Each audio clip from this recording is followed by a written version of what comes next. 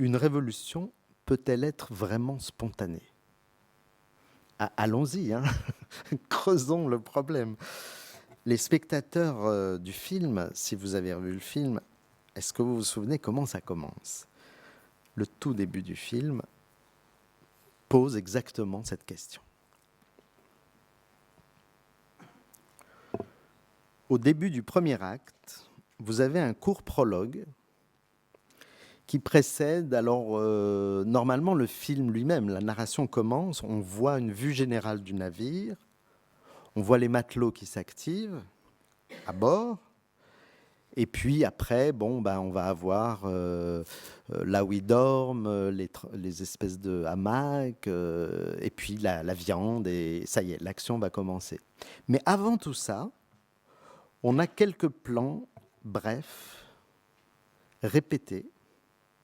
C'est une répétition filmique, mais qui est à la mesure de ce qu'il montre, c'est-à-dire il montre des vagues de la mer qui submergent une digue. Et ces images laissent place à un carton sur lequel on lit une citation qui est signée Lénine, 1905.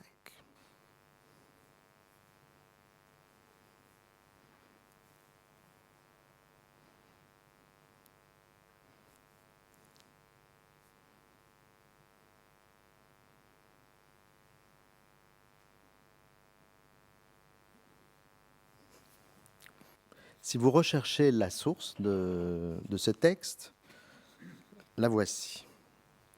C'est un texte qui s'intitule « Le plan de la bataille de Pétersbourg », écrit donc en effet en 1905.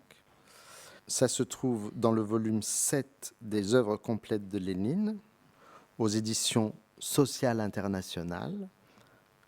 La traduction française donc est parue en 1928 et c'est traduit par quelqu'un d'extraordinaire, par ailleurs, qui est Victor Serge, grand bonhomme.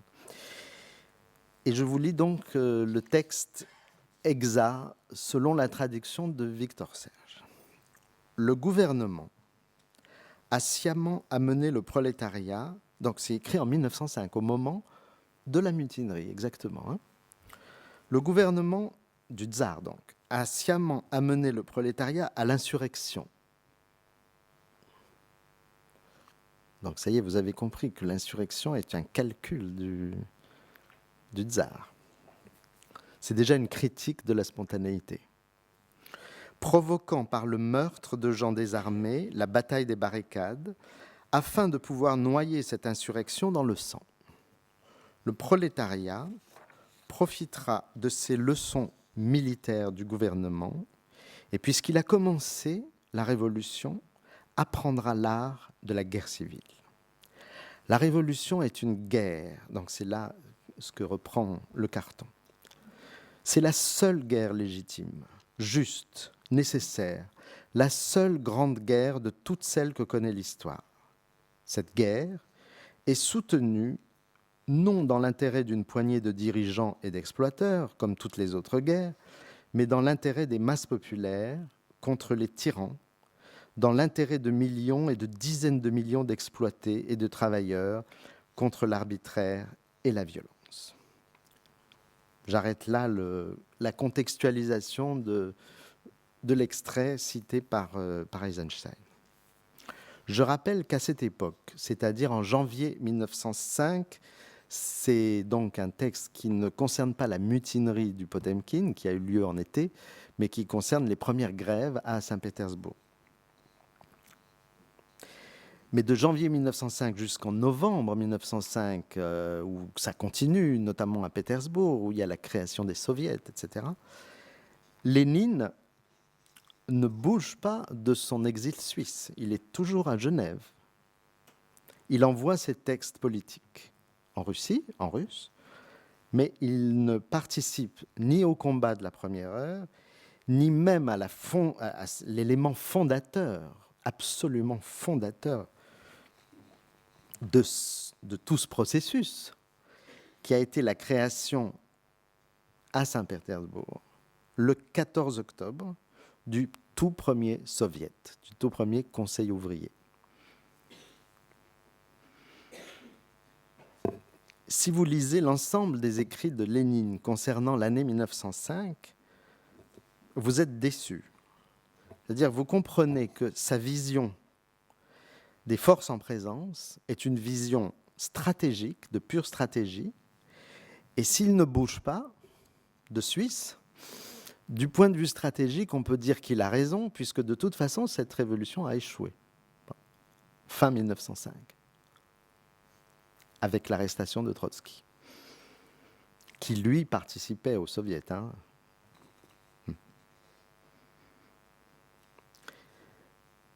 Et il dit ceci, le début de la grève de Pétersbourg a été, certes, tout à fait spontané,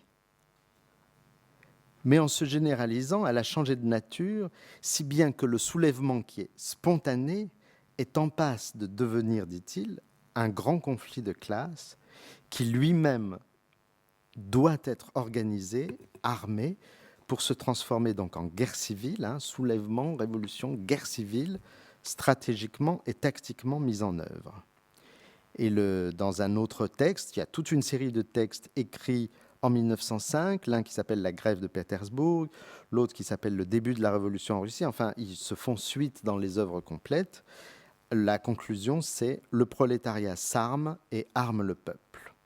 Et c'est cela qu'il va falloir donc organiser aux yeux de Lénine.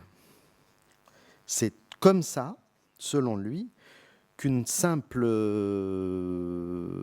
soulèvement spontané ou une révolte va pouvoir se transformer en authentique révolution.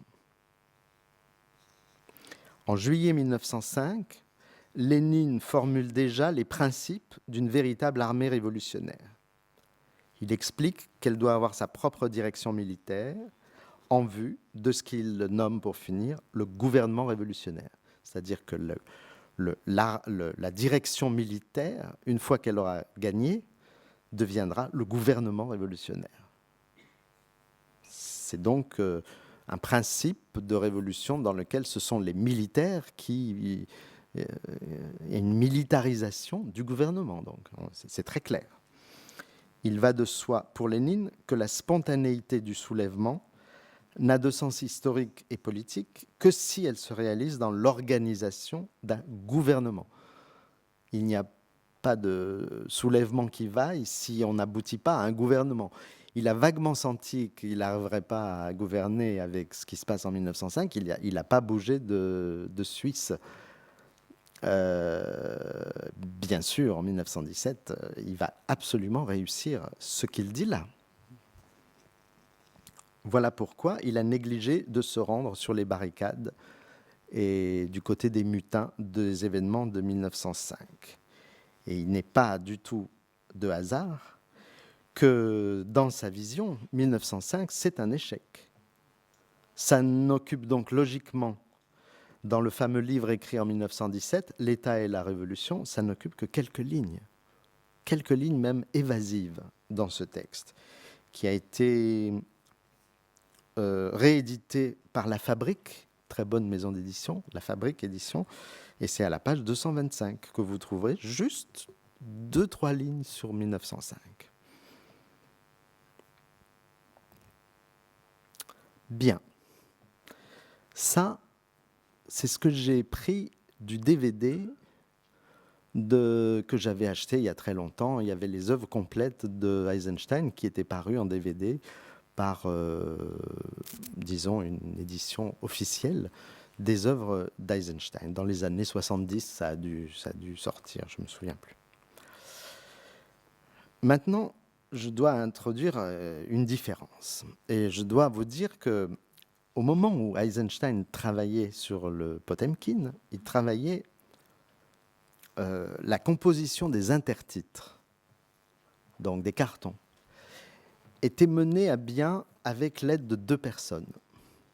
L'un se nomme Nicolas Asseyev et l'autre est un homme extraordinaire, un très très grand ami de Brecht, un homme mais génial, Serge Tretiakov.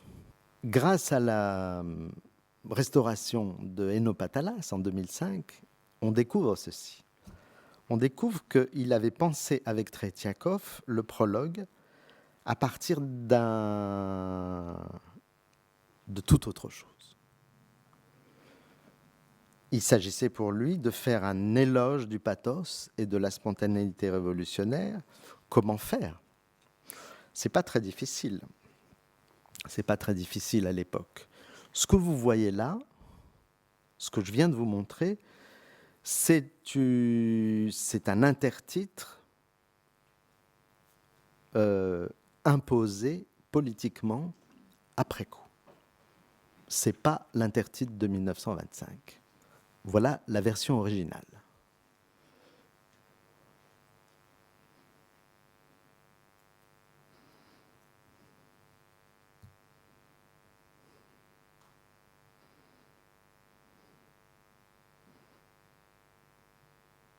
Ce texte est non signé, mais c'est une citation de Léon Trotsky. Et c'est la restauration du film qui a permis de restituer ce carton. Il n'y a rien de plus logique. Rien de plus logique. En 1909, Trotsky a publié un livre dans sa traduction française qui a été publié par les éditions de Minuit, miraculeusement, vraiment magnifique édition. C'est un livre gros comme ça. Et le titre de ce livre, c'est 1905.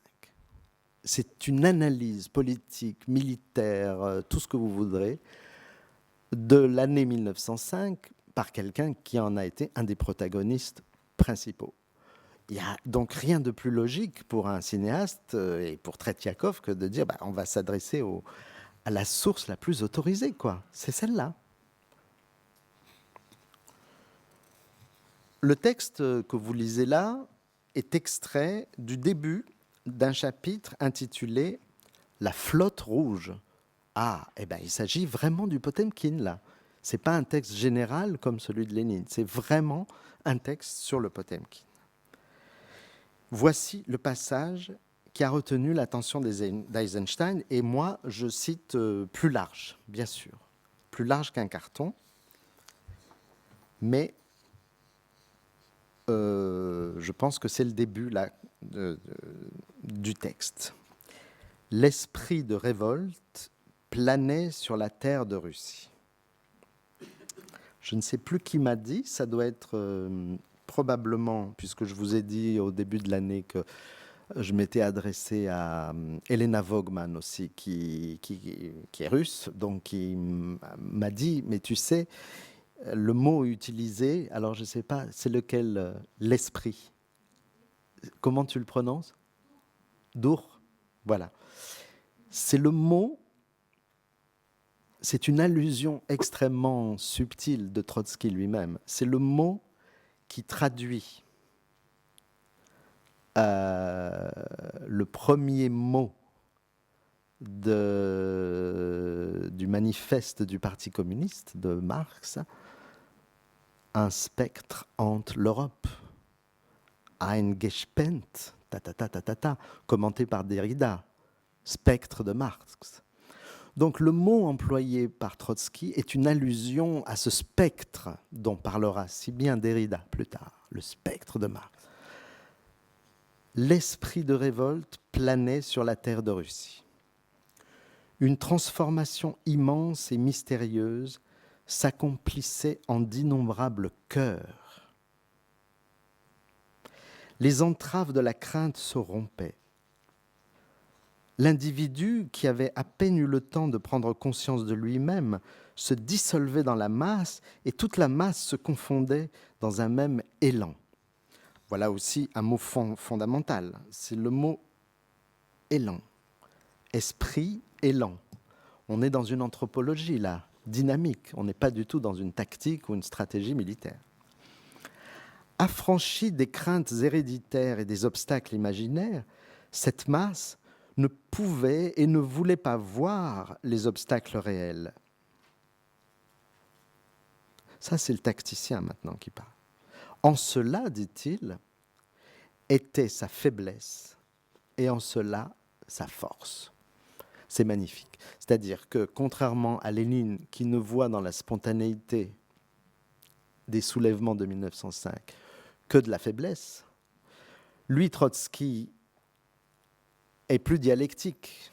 Il n'en est pas moins stratégique aussi, hein, mais il est dialectique. Il dit, c'était à la fois sa faiblesse et sa force.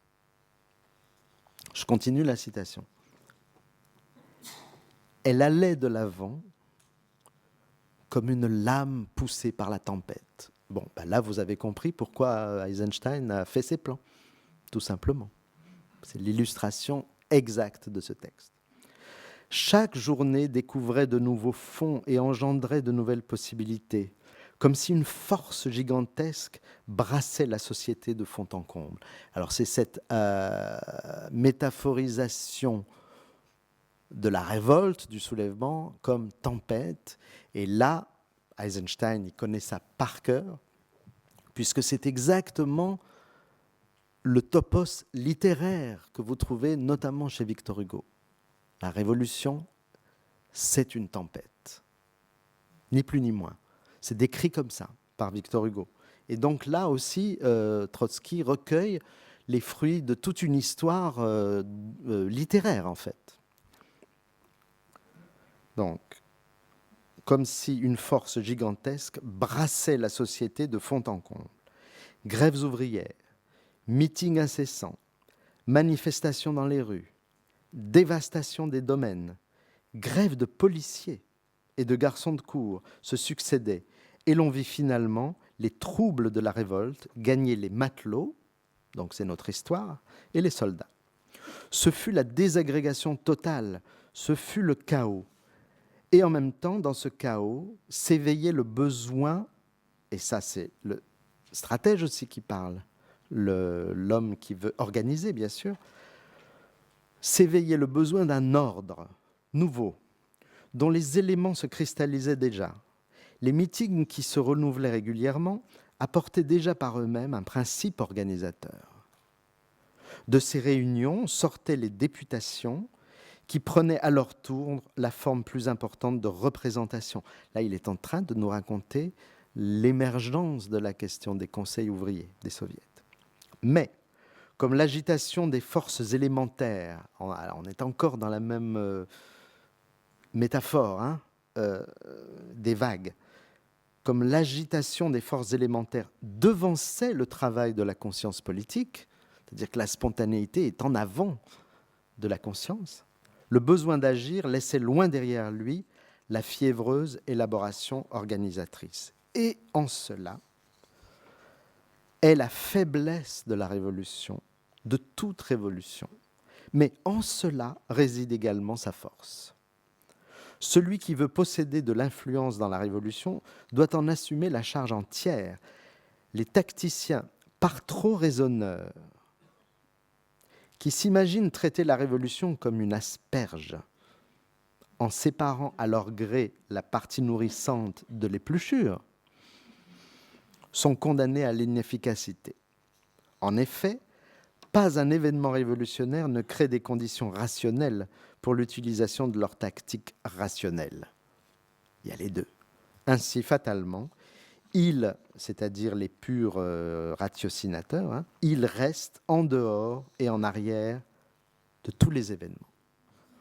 Ça, c'est écrit donc en 1909 par Trotsky. Donc, conclusion, on comprend bien le choix d'Eisenstein. Pour le prologue du Potemkin, on prend le texte le plus colossal, le plus complet, le texte de Trotsky. D'un côté, le texte de Trotsky rejoint les vues de Lénine sur le fait que les événements de 1905 apparaissent comme le puissant prologue du drame révolutionnaire de 1917, comme Trotsky va l'écrire en 1922 dans la préface de l'édition russe de son livre. Alors, parce que l'édition russe ne paraîtra qu'en 1922, en fait. Mais l'édition originale, qui est écrite en allemand, je crois, bien sûr, Eisenstein maîtrisait toutes ces langues, il n'y a pas de problème. Trotsky rejoint également Lénine sur la question cruciale de l'organisation militaire. Il écrit, un peu plus tard, dans le même livre, « Organiser, s'attacher étroitement l'armée, prendre les armes, telles sont les simples et considérables déductions qu'imposèrent au prolétariat la lutte et la victoire d'octobre 1905. » C'est une victoire des soviets, mais c'est juste avant la défaite. « La méthode est brutale, dit Trotsky, mais l'histoire n'en connaît pas d'autre. » Fin de citation. Donc, comme Lénine, c'est un prologue. Comme Lénine, il faut une organisation militaire. Mais, à la différence de Lénine, Trotsky donne une vision moins négative du rapport entre organisation et spontanéité. D'abord, je ne sais pas si c'est sensible en russe, mais j'en suis sûr, il y a une différence de style complète entre les deux textes. Quand Lénine parle au nom d'un pur logos, Trotsky n'évite pas le pathos. Je veux dire, il n'évite pas la transformation immense et mystérieuse qui s'accomplissait dans les cœurs, dans d'innombrables cœurs, l'élan, la vague, tout ça. Donc, dans le texte de Trotsky, il n'est pas seulement question de stratégie, mais bien d'élan révolutionnaire, un élan comparé à la lame poussée par la tempête, ce que donc les images de Eisenstein illustrent directement. Trotsky ne se contente pas de dire que la spontanéité d'un soulèvement, c'est sa faiblesse. Il a compris que c'est sa faiblesse et sa force. Dialectique à laquelle Eisenstein, le cinéaste, donne un visage. Il donne 1000 visages. Il donne 1000 gestes humains à exactement ce mélange absolument magnifique de force et de faiblesse. C'est pour ça que j'ai dit, il célèbre l'impouvoir. Il célèbre l'impouvoir comme une puissance. La première occurrence où Staline s'en prend violemment à Trotsky, le premier moment public où vraiment le choc entre les deux se produit, c'est sur le sujet de l'analyse, comment comprendre les événements de 1905. C'est-à-dire, vous imaginez dans quel guêpier Eisenstein se trouvait. Selon Staline, la notion de dictature du prolétariat chez Trotsky, elle capote complètement, parce que vous savez que de cette analyse de la révolution de 1905, Trotsky a tiré la fameuse théorie de la révolution permanente.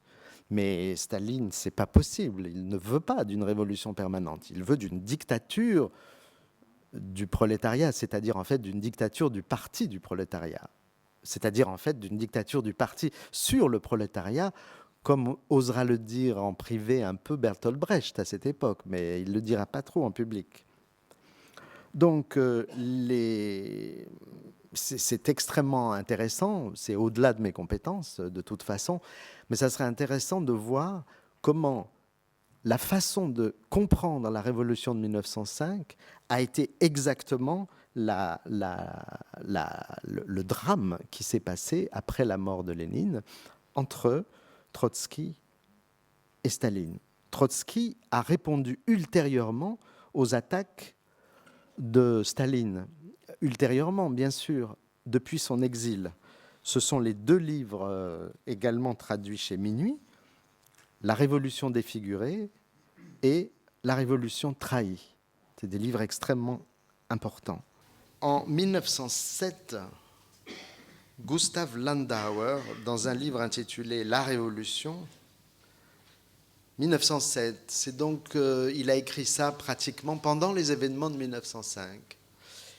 Et le tout dernier paragraphe de son livre s'adresse aux événements russes de 1905, et il dit ceci, c'est la toute fin du livre. Nul ne peut dire à l'heure actuelle, c'est-à-dire juste après l'échec des soulèvements, des révoltes de 1905, des grèves et tout ça, nul ne peut dire à l'heure actuelle si tout n'est là qu'à son éveil ou bien déjà à son déclin. C'est-à-dire que quelqu'un comme Landauer en Allemagne à ce moment se demande si c'est le début d'un processus ou bien sa fin. Il y a quelqu'un d'autre de très important à cette époque, c'est Rosa Luxembourg. Rosa Luxembourg avait pris par avance déjà part à ce débat sur la révolution spontanée. Je dis par avance parce qu'on a des textes déjà de 1903-1904 de Rosa Luxembourg sur cette question. Dans ces années-là, déjà, c'est très tôt pour le faire, mais ça montre sa puissance de pensée, bien sûr, elle contestait radicalement, à la fois en russe, dans la revue Iska, et en Allemagne, dans la revue Neue Zeit, elle contestait le centralisme du Parti communiste et sa façon, ou bolchevique plutôt, et sa façon autoritaire de prétendre organiser le prolétariat. Donc, elle s'en prenait directement à Lénine, sans précaution. Elle soutenait qu'un pouvoir central ne saurait être autre chose qu'un organe de conservatisme.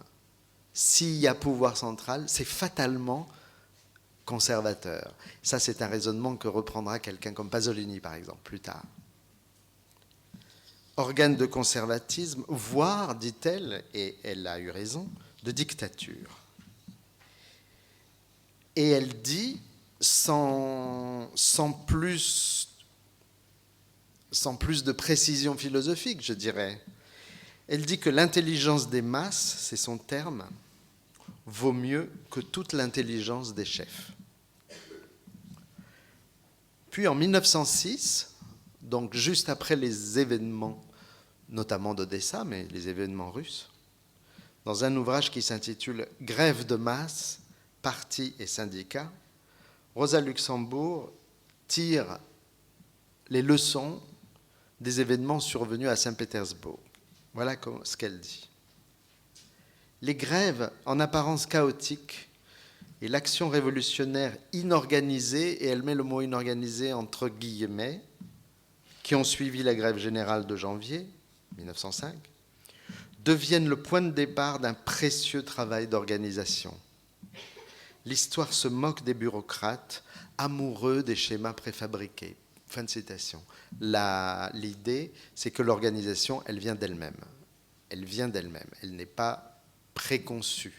Elle n'est pas conçue notamment à Genève, pour reprendre l'ironie qui perce dans son texte à l'égard de Lénine. La question, donc, pour Rosa Luxembourg, elle change un petit peu de nature. Entre Lénine et Trotsky, c'est un peu la même façon logico-dialectique de poser les choses. Mais elle, Rosa Luxembourg, elle ne se demande pas si une révolution peut être spontanée ou non. Elle se demande comment va-t-on faire pour respecter sa spontanéité jusqu'au bout. Voilà la question qu'elle se pose. Et elle dit donc cela à la fois contre Lénine et contre Trotsky. Je ne parle même pas de Staline là. Je cite un texte de 1918 intitulé justement « La Révolution russe ». Elle écrit « La condition qu'implique tacitement la théorie de la dictature selon Lénine et Trotsky est la suivante. Un bouleversement socialiste est une chose pour laquelle le parti de la Révolution a sous la main une recette toute prête. » Voilà ce qu'elle critique. Et pour elle, cela contredit l'histoire même des soulèvements, qui sont véritablement ce qu'on voit au début du film de Eisenstein, c'est-à-dire des lames de fond. Ce sont des vagues, ce ne sont pas des armées organisées en carré comme l'armée romaine. Ce sont des tempêtes, les révolutions. À ce titre, nul ne peut vraiment les prévoir ou prévoir exactement comment elles se passent. Il y a une suite, si vous voulez, à la pensée de Rosa Luxembourg, non par hasard. Une autre femme, Hannah Arendt. Hannah Arendt va rendre hommage à cette vision des choses Hannah Arendt écrit de Rosa Luxembourg qu'elle n'a pas vécu assez pour voir à quel point elle avait raison.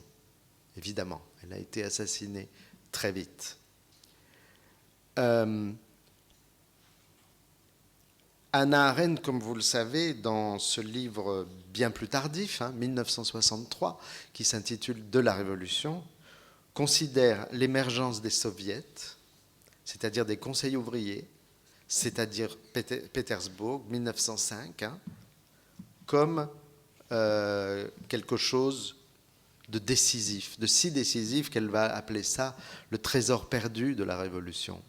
Quelque chose qui ne se compare en fait qu'à l'organisation spontanée, voilà comment il faut dire, l'organisation spontanée qui émergea au moment de la Commune de Paris. Trésor perdu, parce que trésor écrasé par ses propres organisateurs, à commencer par Lénine lui-même. Alors je vous lis un passage assez long, si vous voulez bien, de ce texte de Hannah Arendt.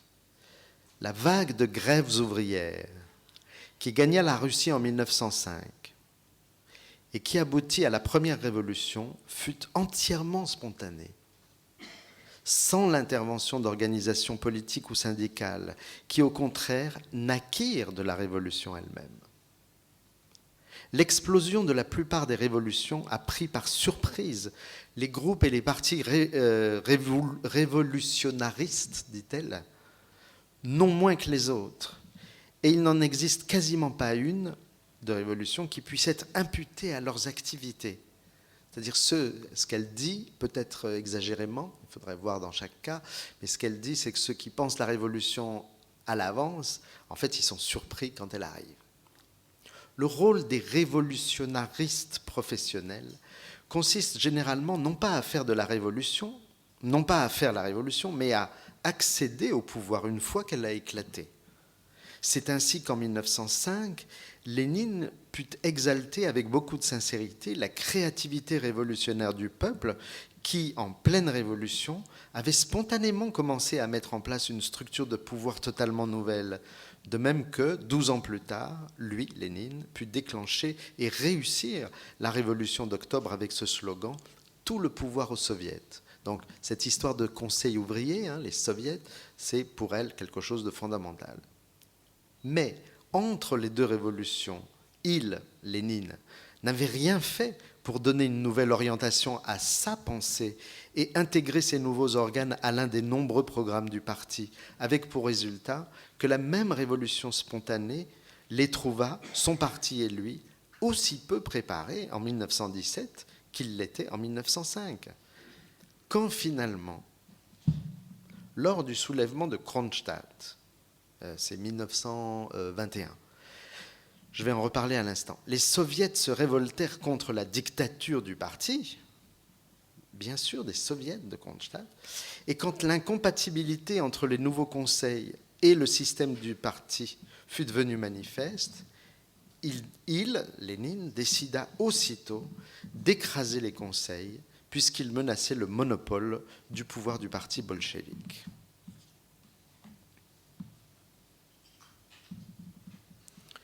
Alors, on peut faire une hypothèse très simple, pas très audacieuse, mais à ma connaissance, les commentaires du cuirassé Potemkin n'ont jamais fait allusion à ça, mais c'est tellement simple.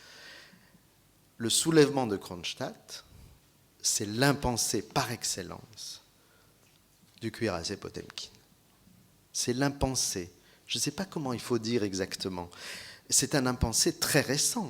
La mutinerie de Kronstadt a eu lieu 4 ans à peine avant le tournage du cuirassé Potemkin.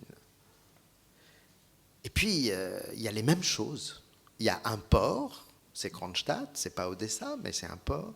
Il y a des marins qui se révoltent. Ils s'organisent spontanément en soviet. Il y a un cuirassé dans une rade. Il y a un massacre de masse. Enfin bref, il y a tous les éléments qui se recouvrent étrangement. Bon, impensé, je ne sais pas si c'est un bon mot, parce que, bien sûr, Eisenstein, il savait très bien que cette référence était juste impossible à évoquer. C'est impossible à évoquer en 1925 pour répondre à une commande officielle de commémoration, etc. S'il y avait eu une évocation, elle aurait été comme un symptôme, quoi, une véritable maladie dans le contexte des commémorations de l'année 1905. Freud disait que ce qu'on refoule, ce sont les représentations. D'accord. Donc il n'y aura pas Kronstadt, il n'y aura pas Kronst, et il n'y aura pas Krond, il n'y aura rien. Kronstadt ne sera pas représenté. Mais Freud disait, on ne refoule pas les affects. On refoule les représentations, mais les affects ne sont pas sujets à refoulement. On ne refoule pas les émotions. Elles passent, mais elles n'ont pas les mêmes représentations. Elles ne sont pas associées aux mêmes représentations. Voilà pourquoi on ne les reconnaît pas. Alors, pour quelqu'un comme Eisenstein, dont l'enjeu consiste à représenter des émotions, on est là dans une situation très intéressante par rapport à la question du refoulement. Représenter des émotions, c'est un acte donc biface, dialectique, des émotions liées au pathos même du soulèvement, des émotions liées à l'impouvoir, au désespoir devant une représentation policière. Bon, c'est la même émotion à Odessa et à Kronstadt. Je veux dire, l'émotion, elle n'a pas de... Voilà. Donc, quelque chose prend valeur de symptôme ou de retour du refoulé dans l'approche d'une histoire comme celle du Potemkin. Ce que je veux dire, c'est que la stratégie pathétique ou pathétiste ou spontanéiste, le fait pour Eisenstein de décider d'entrer dans le mouvement spontané, de toute façon, c'est ce qui pouvait lui permettre non pas d'entrer dans une idéologie propagandiste, enfin tout ce que Barthes a vu, qui n'est pas faux jusqu'au bout, bien sûr, mais en même temps, ça lui permettait d'échapper à la pure et simple leçon du logos des idéologies d'État. Il lui fallait le pathos aussi pour contourner ce logos.